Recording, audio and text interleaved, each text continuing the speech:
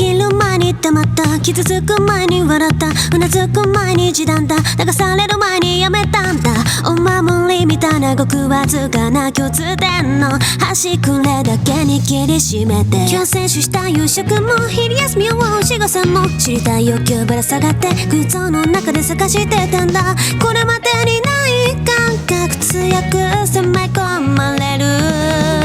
人類なんだし自由自在のはずが、織り込んだ素振りで味がしない心配せや時計が加速する。ルールは終わりを告げるものでしょう。全身演じきてよ全開でその程度、不器用で優しいだけでは超えらないです。見え張ってんじゃない、ちゃんと Say want to pay 感情性は君と寝てきたいのよ。なえるぜ全敗急に出るよ。君専用の心構えしかないけれどパパラと前の信じたいよ、待ち伏せたいよ。おかえりってお参りしてた以上大事にタイダダウンランバダウンタイダダウンカウントダウン。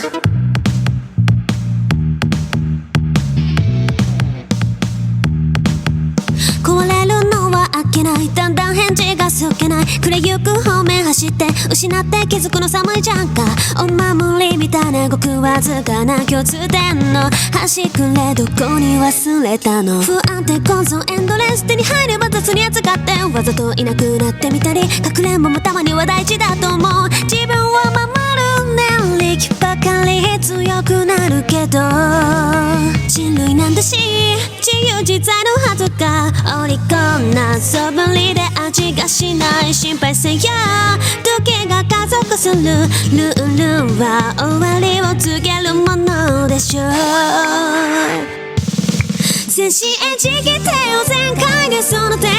不器用で優しいだけでは超えらないです。見え張ってんじゃない、ちゃんと Say want to pay 感情性は君と寝てきたいのよ。